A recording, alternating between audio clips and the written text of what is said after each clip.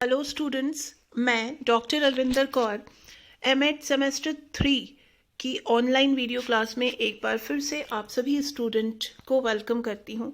Dear student, जैसा कि आप जानते हैं कि हमारे पेपर 11 में यूनिट 4 लगभग कंप्लीट हो चुका है, लेकिन इसमें एक टॉपिक है जिसे हम काई स्क्वायर के रूप में समझते हैं, जो नॉन पैरामेट्रिक के बारे में हम पढ़ाई कर रहे थे। ये नॉन पैरामेट्रिक में हमने काई स्क्वायर को देखा था और समझा था। तो आज मैं आप सभी को ये बताऊंगी कि काई स्क्वायर टेस्ट होता क्या है। हम ऑलरेडी अनोवा के बारे में जान चुके हैं। ये काई स्क्वायर को मैं पर्टिकुलरली आप लोगों की स्पेशल रिक्वेस्ट पे बता रही हूँ, क्योंकि कई स्टूडेंट ने काई स्क्वायर के बारे में डिटेल में जानने के लिए मुझसे रिक्वेस्ट किया था, तो मैं इसलिए आपको इसको डिटेल में बता रही हूँ। हालांकि शॉर्टकट में मैं जो आपको बता चुकी हूँ एग्ज़ाम के लिए उतना ही सफिशिएंट है, लेकिन फिर भी ये वीडियो काई स्क्वायर टेस्ट का ये वीडियो हो सकता है कि एग्ज़ाम में आपको ज़्यादा हेल्पफुल हो। जो स्टूडेंट नेट की तैयारी कर रहे हैं उनके लिए भी काई स्क्वायर टेस्ट का ये वीडियो बहुत ही हेल्पफुल साबित होगा। तो dear student, parametric and non parametric के संदर्भ में हम आज काई स्क्वायर टेस्ट को जानेंगे और समझेंगे। चलिए आइए इसको डिटेल में मैं आपको बताती हूँ। सबसे पहले ये जानिए कि काई स्क्वायर टेस्ट होता क्या है। काई स्क्वायर टेस्ट, कार्ल पियर्सन ने इस टेस्ट को इंट्रोड्यूस किया था। Karl Pearson introduces a test to distinguish whether an observed set of frequency.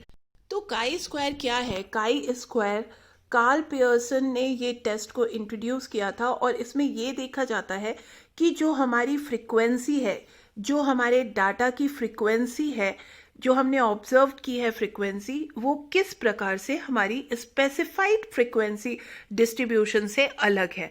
मतलब जो हमारी स्पेसिफाइड फ्रीक्वेंसी डिस्ट्रीब्यूशन है, जो नेचुरली फ्रीक्वेंसी डिस्ट्रीब्यूशन होनी चाहिए, और जो ऑब्जर्व्ड फ्रीक्वेंसी डिस्ट्रीब्यूशन है, उनमें क्या फ़र्क है, क्या डिफरेंस है। तो यही चीज़ हम काई स्क्वायर टेस्ट में देखते हैं। ये मैक्सिमम 99% केसेस में नॉन पैरामेट्रिक पॉपुलेशन पे ही देखा जाता है। तो the chi square test uses frequency data to generate a statistic. तो काई स्क्वायर में क्या होता है? काई स्क्वायर में हमें फ्रीक्वेंसी डाटा की जरूरत होती है टू जनरेट स्टैटिस्टिक। स्टैटिस्टिक को जनरेट करने के लिए जिस फ्रीक्वेंसी डाटा की इसमें जरूरत होती है काई स्क्वायर में। इससे आगे देखिए, a chi square test is a statistical test commonly used for testing independence and goodness to fit. इसमें क्या देखा जाता है? इसमें यह देखा जाता है कि हमारा जो डाटा है वो कैसा है। मींस ये इंडिपेंडेंट है, इसमें ये टेस्ट किया जाता है डाटा इंडिपेंडेंट है या गुडनेस टू फिट है। Testing independent determines whether two or more observation across two population are dependent on each other. Testing independent का क्या मतलब होता है? टेस्टिंग इंडिपेंडेंस का मतलब ये होता है कि हम डिटरमाइन करते हैं कि जो हमारी दो या दो से ज़्यादा ऑब्जर्वेशन है वो अक्रॉस द टू पॉपुलेशन, दो पॉपुलेशन के अक्रॉस में वो एक दूसरे से डिपेंडेंट है या नहीं। Means if we are talking about two observation, तो वो जो दो ऑब्जर्वेशन है, मतलब ए और बी जो दो ऑब्जर्वेशन है, वो एक दूसरे पर डिपेंडेंट है या नहीं। ए बी पे डिपेंडेंट है या नहीं, और बी ए पे डिपेंडेंट है या नहीं। That is whether one variable helps to estimate the other. मतलब ए बी को एस्टिमेट करने में हेल्प कर रहा है या नहीं, या बी किसी भी तरह से ए से रिलेटेड है या नहीं। Testing for goodness to fit. Testing for goodness to fit का क्या मतलब होता है? Testing for goodness to fit determines whether if an observed frequency distribution matches a theoretical frequency distribution. जो हमारा थ्योरेटिकल फ्रीक्वेंसी डिस्ट्रीब्यूशन है, मतलब थ्योरेटिकली जो हमारा फ्रीक्वेंसी डिस्ट्रीब्यूशन होना चाहिए, और जो हमारा ऑब्जर्व्ड फ्रीक्वेंसी डिस्ट्रीब्यूशन है, हम ये देखते हैं कि हमारा ऑब्जर्व्ड फ्रीक्वेंसी डिस्ट्रीब्यूशन हमारे थ्योरेटिकल फ्रीक्वेंसी डिस्ट्रीब्यूशन को मैच करता है या नहीं। मतलब कहने का मतलब ये है कि काई स्क्वायर में ये देखा जाता है कि जो हमने ऑब्जर्व करके फ्रीक्वेंसी निकाली है वो, और जो थ्योरेटिकली हमारी फ्रीक्वेंसी डिस्ट्रीब्यूशन होनी चाहिए वो आपस में एक दूसरे से मैच करते हैं या नहीं। डियर स्टूडेंट, आइए देखते हैं कि काई स्क्वायर किस तरह से पैरामेट्रिक या नॉन पैरामेट्रिक में इस्तेमाल करते हैं। वैसे मैं आपको सबसे पहले ये क्लियर कर दूं कि काई स्क्वायर टेस्ट 99% केस में नॉन पैरामेट्रिक स्टैटिस्टिक्स पे ही यूज होता है। ये आप बिल्कुल अपने दिमाग में फिट रखेंगे कि chi square test non parametric population में ही यूज होता है। लेकिन कई बार नेट के एग्जाम में या और कहीं काई स्क्वायर को पैरामेट्रिक के संदर्भ में भी पूछा जाता है, तो इसलिए मैं आपको ये बताना बिल्कुल जरूरी समझती हूँ कि काई स्क्वायर जो है वो पैरामेट्रिक के कंडीशन में वेरिएंस को कंपेयर करने में इस्तेमाल किया जा सकता है। जो वेरिएंस जो मैं अनोवा आपको बता चुकी हूँ, वेरिएंस को अगर हम कंपेयर करना चाहते हैं, देखना चाहते हैं कॉम्परेटिवली उसमें क्या डिफरेंस है, इसको अगर देखना चाहते हैं तो हम काई स्क्वायर टेस्ट को एज अ पैरामेट्रिक पॉपुलेशन में भी यूज कर सकते हैं। नहीं तो बेसिकली नॉन पैरामेट्रिक पॉपुलेशन में ही काई स्क्वायर का यूज होता है। तो नॉन पैरामेट्रिक जो पॉपुलेशन होती है उसमें हम काई स्क्वायर टेस्ट को कहाँ इस्तेमाल करते हैं? उसमें हम काई स्क्वायर टेस्ट को दो तरह से इस्तेमाल कर सकते हैं। पहला, टेस्टिंग इंडिपेंडेंस को टेस्ट करने के लिए कि हमारी जो भी ऑब्जर्वेशन है वो कितनी इंडिपेंडेंट है, इसको चेक करने के लिए हम काई स्क्वायर को यूज करते हैं। और दूसरा हम ये भी चेक करने के लिए करते हैं test for goodness to fit देखने के लिए भी हम इसको इस्तेमाल करते हैं। मतलब जो हमारी थ्योरेटिकल फ्रिक्वेंसी है और जो हमारी ऑब्जर्व्ड फ्रिक्वेंसी है वो आपस में मैच कर रही है या नहीं, इसको देखने के लिए भी हम काई स्क्वायर टेस्ट को यूज करते हैं। तो कौन कौन सी कंडीशन है जहां पे काई स्क्वायर टेस्ट लगता है? काई स्क्वायर टेस्ट को हम एक्स स्क्वायर टेस्ट भी बोलते हैं। तो काई स्क्वायर टेस्ट जो है वो कहाँ पे किस कंडीशन पे लगता है उसको देख लीजिए। Observation recorded and collected are collected on random basis. जो हमारे ऑब्जर्वेशन हम रिकॉर्ड कर रहे हैं या कलेक्ट कर रहे हैं वो रैंडम बेसिस पे होना चाहिए। All item in the sample must be independent. सारे आइटम इंडिपेंडेंट होने चाहिए। जो भी सैंपल में आइटम्स हैं वो सारे इंडिपेंडेंट होने चाहिए। No group should contain very few item से लेस देन यस। कोई भी ग्रुप में 10 से कम आइटम नहीं होने चाहिए, क्योंकि 10 से कम अगर आइटम होंगे तो हम प्रॉपर उसकी फ्रीक्वेंसी नहीं निकाल सकेंगे। Some statistician take this number as 5। कुछ लोग 5 के बारे में भी कहते हैं कि कम से कम 5 होने चाहिए, but 10 is regarded as better by more statistician. तो बहुत सारे स्टैटिस्टिशियन ये भी बोलते हैं कि कम से कम 10 होना चाहिए। एनीवेज, तो total number of item should be large. जो टोटल नंबर ऑफ आइटम होने चाहिए जहां से हम सैंपल ले रहे हैं वो थोड़ा सा लार्ज होना चाहिए। 50 तक बढ़िया रहता है, अच्छा रहता है। तो ये हमारे कंडीशन है जहां पे हम काई स्क्वायर को यूज कर सकते हैं। काई स्क्वायर को जब हम पैरामेट्रिक में यूज करते हैं तो उसका फॉर्मूला ये होता है। ये आप नोट डाउन कर लेंगे, एग्जाम में फॉर्मूला से ज्यादा और कुछ नहीं पूछेगा। तो ये in case of parametric, don't forget, in case of testing for comparing variance, अगर हमें वेरिएंस को कंपेयर करना है तभी ये फॉर्मूला लगाएंगे। नॉन पैरामेट्रिक का फॉर्मूला अलग होता है, ठीक है। ये है पैरामेट्रिक पॉपुलेशन का फॉर्मूला। आप बिल्कुल भी कंफ्यूज मत करिएगा, ये फॉर्मूला पैरामेट्रिक का फॉर्मूला है जहां पॉपुलेशन पैरामेट्रिक होगी। नॉन पैरामेट्रिक पॉपुलेशन का फॉर्मूला अलग है, वो अभी मैं आगे बताऊंगी। दूसरा चीज जो हमने देखा नॉन पैरामेट्रिक, ये अभी तक मैंने आपको पैरामेट्रिक के बारे में बताया। अब देखिए नॉन पैरामेट्रिक। काई स्क्वायर को नॉन पैरामेट्रिक टेस्ट में दो तरीके से देखा जाता है। सबसे पहला test of goodness to fit और दूसरा टेस्ट ऑफ इंडिपेंडेंस। मैंने आपको बताया कि गुडनेस टू फिट का मतलब यही होता है कि जो हमारी ऑब्जर्व फ्रिक्वेंसी और जो हमारी थ्योरेटिकल फ्रिक्वेंसी है उसके बीच में कोई डिफरेंस तो नहीं है, ये देखना। और टेस्ट ऑफ इंडिपेंडेंस, उसका फॉर्मूला ये होता है जो आपको हर जगह मिल जाएगा।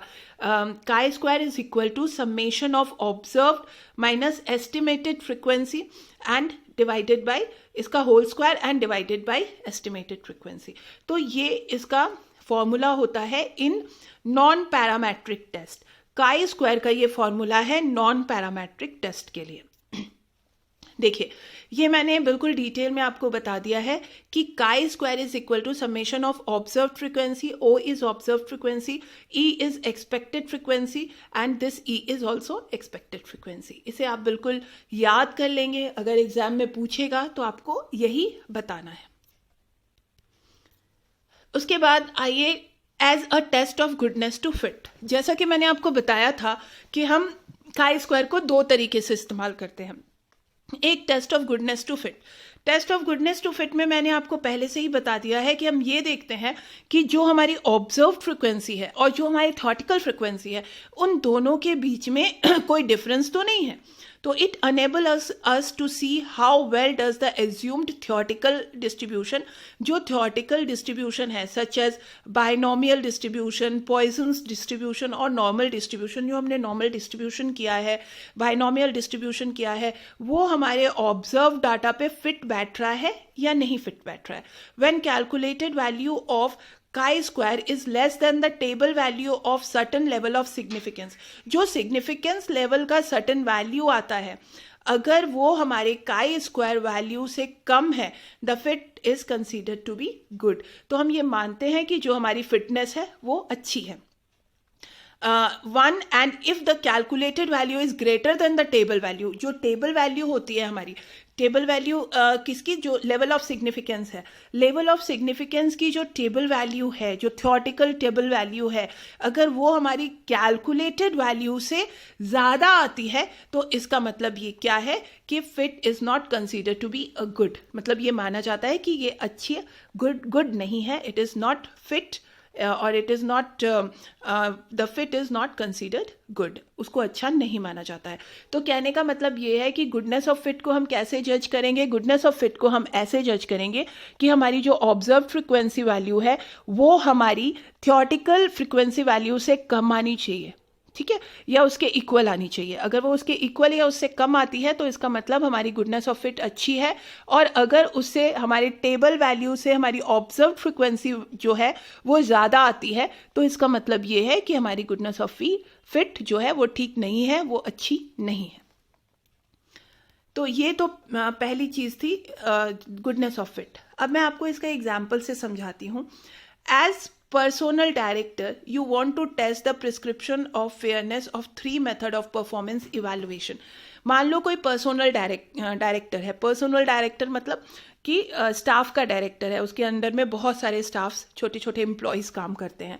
तो वो ये देखना चाहता है, उसने 3 मेथड यूज़ किए हैं और ये 3 मेथड में से कौन सा मेथड सबसे अच्छा है, इस चीज़ को हम जज करना चाहते हैं। ये मैंने एक एग्जाम्पल लिया है। हम जज करना चाहते हैं कि 3 मेथड थे जिससे कि हम परफॉर्मेंस इवैल्यूएट कर रहे थे, उसमें सबसे अच्छा कौन सा है, ये देखने के लिए 180 एम्प्लॉयज़ पे टेस्ट किया गया। तो 180 एम्प्लॉयज़ पे टेस्ट करने के बाद 63 एम्प्लॉयज़ ने ये बोला कि मेथड 1 ज़्यादा अच्छा है, 45 एम्प्लॉयज़ ने बोला मेथड 2 ज़्यादा अच्छा है, और 72 एम्प्लॉयज़ ने बोला मेथड 3 ज़्यादा अच्छा है। ठीक है, तो अब हम इसको कैलकुलेट करेंगे chi square at the 0.05 level of significance पे। तो 0.05 लेवल ऑफ सिग्निफिकेंस पे देखेंगे कि कौन सा मेथड जो है वो ज़्यादा अच्छा है। तो इसको कैसे देखेंगे, देखिए ये हमारी ऑब्जर्व फ्रिक्वेंसी है, ठीक है। हमारी ऑब्जर्व फ्रिक्वेंसी क्या है? ऑब्जर्व फ्रिक्वेंसी एक मिनट, ये आप देखिए, ऑब्जर्व फ्रिक्वेंसी है 63, 45, 72। ये देख रहे होंगे आप, एक मिनट, ये आप देख सकते हैं, ये हमारी ऑब्जर्व फ्रिक्वेंसी है 63, 45, 72। अब आप देखिए, यहाँ पे हमने ये ऑब्जर्व फ्रिक्वेंसी लिख दी 63, 45, 72। ये जो 63, 45, 72, अगर आप इसको कैलकुलेट करते हैं तो आप देखेंगे कि इसका जो कैलकुलेशन आएगा वो 5, 10 और 6, 1, 7, 14, 180 आएगा। 180 डिवाइडेड बाई 3 करेंगे तो आ जाएगा 60। तो मतलब हमारी एक्सपेक्टेड फ्रिक्वेंसी 60 है, ठीक है। तो अब हमें ये पता चल गया कि ऑब्जर्व फ्रिक्वेंसी 63, 45, 72 है, एक्सपेक्टेड फ्रिक्वेंसी 60 है। अगर हम ऑब्जर्व को एक्सपेक्टेड से माइनस करेंगे तो 3, 15, 12 आ रहा है, उसका हम होल स्क्वायर करेंगे तो 9, 225, 144 आ रहा है, और whole square divided by expected frequency करेंगे तो हमारा ये आ रहा है, मतलब 6.3 हमारा आंसर आया, ठीक है। आई होप इसको समझने में आपको कोई कंफ्यूजन नहीं होगा। तो 6.3 हमारा आया। तो 6.3 को जब हम देखेंगे काई स्क्वायर के लेवल में देखेंगे तो हम ये देख रहे हैं, ये देखिए हमारा हाइपोथेसिस क्या है टेस्ट 1 जो मेथड 1, मेथड 2, मेथड 3 तीनों इक्वल है। ये हमने नल हाइपोथेसिस क्रिएट किया है कि ये तीनों मेथड इक्वल है, ठीक है। और हमारा अल्टरनेटिव हाइपोथेसिस क्या है कि एटलीस्ट वन जो मतलब एक हाइपोथेसिस, एक जो मेथड है वो अलग होगा, बिल्कुल अलग है। तो इसमें हम क्या देख रहे हैं कि हमारा N1 63 है, N2 45 है, N3 72 है। तो ये हमने देखा और हमारी जो ऑब्जर्व्ड काई स्क्वायर आई है वो 6.3 आई है। अब हम देखेंगे कि ये 0.05 है जिसमें कि रिजेक्शन पॉसिबल है। तो अब हम ये देखेंगे कि हमारी ये जो आंसर आया है 6.3 वो काफ़ी ज़्यादा है, तो हम अपनी हाइपोथेसिस को रिजेक्ट कर देंगे। क्यों? क्योंकि ये हमारे थियोरेटिकल ऑब्जर्वेशन से जो हमारा कैलकुलेटेड ऑब्जर्वेशन है वो मैच नहीं कर रहा है, तो हमारी हाइपोथेसिस रिजेक्ट हो जाएगी। अब दूसरी चीज़ जो है हमें देखना है वो ये as a test of independence. अगर हम as a test of independence देख रहे हैं तो chi square test enable us to explain whether or not two attributes are associate। हम ये देखते हैं कि हमारे जो दो एट्रीब्यूट है, दो जो ऑब्जर्वेशन है वो आपस में एसोसिएट है या नहीं। Testing independence determine whether two or more observation across two population are dependent on each other. हम ये देखते हैं कि हमारे जो ऑब्जर्वेशन है, जो दो पॉपुलेशन से जो ऑब्जर्वेशन लिए गए हैं वो एक दूसरे पर डिपेंडेंट है या नहीं। That is whether one variable helps to estimate the other. क्या एक वेरिएबल दूसरे वेरिएबल को एस्टिमेट करने में मदद कर रहा है या नहीं। मतलब अगर हमारे पास A, B, C, D 4 observation है तो क्या A B को सपोर्ट कर रहा है या नहीं, या B को एस्टिमेट करने में A की कोई हेल्प हो रही है या नहीं, या C को एस्टिमेट करने में B की कोई हेल्प है या नहीं, या D को एस्टिमेट करने में C की कोई हेल्प है या नहीं। If the calculated value is less than the table value at the certain level of significance for a given degree of freedom, अगर जो हमारी कैलकुलेटेड वैल्यू है वो टेबल वैल्यू से कम होती है एक सर्टन डिग्री, एक सर्टन लेवल ऑफ सिग्निफिकेंस पे और एक certain given degree of freedom पे, तो we calculate the null hypothesis stands. तो हम मानते हैं कि नल हाइपोथेसिस है, इन दोनों के बीच में आपस में कनेक्शन है, विच मीन्स दैट, जिसका मतलब ये होता है कि the two attributes are independent और नॉट एसोसिएट, कि ये दोनों जो एट्रीब्यूट हैं वो आप इंडिपेंडेंट है, एक दूसरे से एसोसिएट नहीं है। लेकिन अगर यही कैलकुलेटेड वैल्यू ज़्यादा होती है तो टेबल वैल्यू से, तो हम नल हाइपोथेसिस को रिजेक्ट कर देते हैं। इसका मतलब ये है कि हमारे दो जो ऑब्जर्व्ड वैल्यू है वो जो है वो एक दूसरे को हेल्प कर रहा है या एक दूसरे पर डिपेंडेंट है, तो नल हाइपोथेसिस ऐसे में रिजेक्ट हो जाता है। तो अब आप समझ गए होंगे कि काई स्क्वायर जो है टेस्ट ऑफ इंडिपेंडेंस में किस तरह से नल हाइपोथेसिस को रिजेक्ट करता है या नल हाइपोथेसिस को एक्सेप्ट करता है। तो इसमें कौन से स्टेप्स हैं ये देखिए। अगर हमें हाइपोथेसिस को डिटरमाइन करना है तो नल हाइपोथेसिस में टू वेरिएबल्स जो होते हैं वो इंडिपेंडेंट होते हैं, और अल्टरनेटिव हाइपोथेसिस में जो दो वेरिएबल्स होते हैं वो आपस में एक दूसरे से एसोसिएट होते हैं। तो जैसे कि मैंने आपको पहले भी बताया था कि नल हाइपोथेसिस में दो वेरिएबल्स आपस में एसोसिएट नहीं होते हैं, यही आपको मानना है, और अल्टरनेटिव हाइपोथेसिस में दो वेरिएबल्स जो हैं वो आपस में एसोसिएट होते हैं। तो इसको एक्सपेक्टेड फ्रीक्वेंसी को हम कैसे करते हैं, हम टोटल रो और कॉलम का टोटल लेते हैं और प्लस ग्रैंड टोटल लेते हैं, उसको डिवाइड कर देते हैं ग्रैंड टोटल से, जिससे कि हमारी एक्सपेक्टेड फ्रीक्वेंसी निकल जाती है। मतलब रो का जो टोटल आ रहा है हमारा और कॉलम का जो टोटल आ रहा है, उन दोनों का टोटल क्या हमारे ग्रैंड टोटल के इक्वल है या नहीं, ये देखते हैं। आइए अब इसको और थोड़ा सा क्लियर कर दूं मैं। जैसे कि ये काई स्क्वायर है, इस समेशन ऑफ, ये फॉर्मूला मैं आपको ऑलरेडी बता चुकी हूँ, observe frequency and expected frequency. तो इसमें हम डिग्री ऑफ फ्रीडम को कैलकुलेट करते हैं। डिग्री ऑफ फ्रीडम कैसे कैलकुलेट करते हैं, रो -1 एंड कॉलम -1, मतलब -1 को हम as a degree of freedom लेके चलते हैं। तो number of level in row variable and number of level in column variable, तो जितने नंबर ऑफ लेवल होते हैं रो में उसको 1 से माइनस करते हैं, और नंबर ऑफ लेवल्स जो होते हैं इन रो वेरिएबल उसको भी हम -1 करते हैं। तो इसमें हम क्या करते हैं, compare computed test statistic again a table और क्रिटिकल वैल्यू। टेबल और क्रिटिकल वैल्यू से हम कंपेयर करते हैं जो हमने कैलकुलेटेड टेस्ट की जो ऑब्जर्वेशन निकाली है, जो चीज़ निकाली है उसको हम देखते हैं। The computed value of Pearson chi square statistics is compared with the critical value to determine whether the computed value is improbable. तो इसमें हम यही देखते हैं कि हमारी कंप्यूटेड वैल्यू किस तरह से टेबल वैल्यू के अकॉर्डिंग है या नहीं है। The critical table value are based on the sampling distribution on the Pearson chi-square statistics. If calculated is greater than the chi-table value, reject hypothesis. अगर हमारी जो कैलकुलेटेड वैल्यू है वो टेबल वैल्यू से ज़्यादा आएगी तो नल हाइपोथेसिस रिजेक्ट हो जाएगा, और अगर हमारी जो कैलकुलेटेड वैल्यू है वो टेबल वैल्यू के बराबर या उससे कम होगी तो हमारा नल हाइपोथेसिस एक्सेप्ट हो जाएगा। एक छोटा सा एग्जाम्पल से इसको भी समझाने की कोशिश कर रही हूँ मैं। Suppose a researcher is interested in voting preference on gun control issue. अगर गन कंट्रोल इशू पे हम वोटिंग लेकर के कर रहे हैं और एक क्वेश्चन आयर बनाया है कि a questionnaire was developed and send to the random sample of 90 voters. 90 voters को दिया गया है रैंडम सैम्पलिंग के लिए। A researcher also collects the information about the political party membership of the sample of 90 respondent. उसमें जो researcher है वो इंफॉर्मेशन क्या ले रहा है, पॉलिटिकल पार्टी मेंबरशिप के बारे में भी उन्हीं 90 रिस्पोंडेंट से। तो इसमें क्या आ रहा है, Democrat and Republican.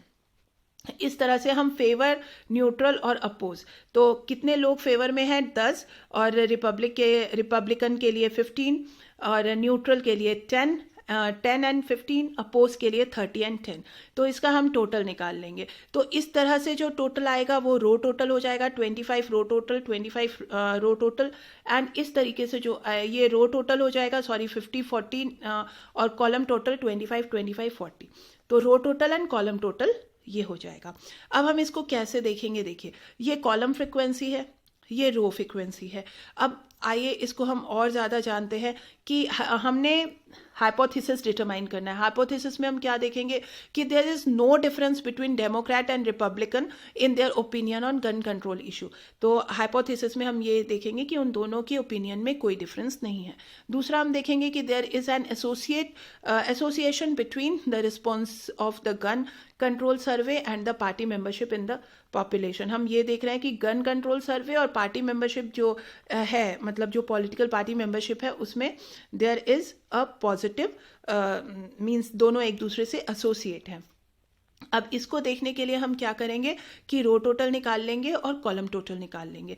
Row total और कॉलम टोटल निकाल लेने के बाद हम इसमें ये मान के चलते हैं 0.05 लेवल ऑफ सिग्निफिकेंस लेके चल रहे हैं, डिग्री ऑफ फ्रीडम 2 लेके चल रहे हैं, एंड क्रिटिकल टेबल वैल्यू इसकी 5.991 है, एंड टेस्ट स्टैटिस्टिक्स इसके 11.3 आई है, जो कि क्रिटिकल वैल्यू से एक्सीड कर रही है, ज़्यादा हो रही है, तो नल हाइपोथेसिस को रिजेक्ट कर दिया जाएगा। इसका मतलब ये है कि डेमोक्रेट और Republican significantly differ in their opinion on gun control issue. उन दोनों के ओपिनियन में सिग्निफिकेंटली डिफरेंस है।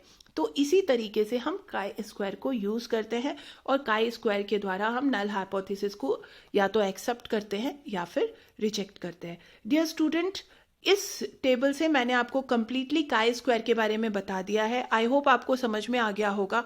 अगर कोई भी चीज़ आप नहीं समझ पाते हैं तो आप बेझिझक अपने सवाल मुझसे व्हाट्सएप पे कर सकते हैं, और मुझसे कॉल करके भी अगर आपको कोई प्रॉब्लम हो तो पूछ सकते हैं।